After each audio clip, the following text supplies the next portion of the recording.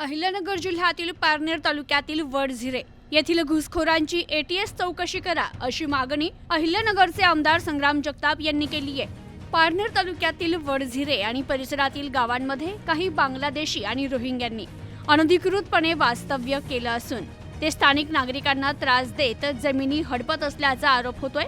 या प्रकरणी कथित घुसखोरांची केवळ स्थानिक पातळीवर चौकशी न करता ती दहशतवाद विरोधी पथकामार्फत अर्थात एटीएस मार्फत करण्यात यावी अशी आक्रमक मागणी अहिल्यानगर शहराचे आमदार संग्राम जगताप यांनी केली आहे। वाढत्या अवैध घुसखोरीच्या मुद्द्यावरून प्रशासनाला जागे करण्यासाठी सकल हिंदू समाजाच्या वतीनं पारनेर बेल्हे आळाफाटा रस्त्यावरील देवी भोयरे फाटा या ठिकाणी रास्ता रोको आंदोलन करण्यात आलं। यावेळी आमदार संग्राम जगताप, हिंदू धर्मरक्षक सागर बेग यांच्या नेतृत्वाखाली शेकडो नागरिक, महिला आणि युवक हे भर उन्हात रस्त्यावर उतरले होते।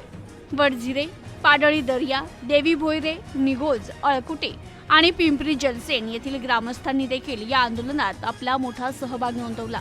घुसखोरांचा शोध घेऊन त्यांना तात्काळ बाहेर काढा आणि परिसरातील असुरक्षिततेचं वातावरण दूर करा अशी प्रमुख मागणी यावेळी आंदोलकांनी केली। अवैध घुसखोरी विरोधात सकल हिंदू समाज मैदानात अशा घोषणांनी परिसर यावेळी दणाणून गेला होता। तर या रास्ता रोकोमुळे पारनेर बेल्हे आळाफाटा या मुख्य मार्गावर सर्वच बाजूंनी वाहनांच्या रांगा लागून वाहतूक काही काळासाठी ठप्प झाली होती। आंदोलनाच्या पार्श्वभूमीवर देवी भोयरे फाटा परिसरात तणावपूर्ण शांतता होती।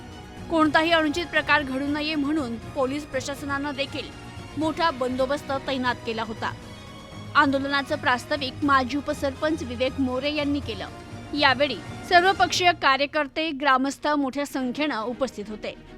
दरम्यान प्रशासनानं जर या घुसखोरांवर कारवाई करण्यास टाळाटाळ केली तर भविष्यात यापेक्षा तीव्र आंदोलन उभारण्यात येईल। प्रशासनाच्या परवानगीची वाट न पाहता नागरिक स्वतः कायदा हातात घेऊन या घुसखोरांचा बंदोबस्त करतील असा सज्जड इशारा आमदार संग्राम जगताप यांनी दिलाय। Bureau report, news today 24, Parner, Ahilyanagar.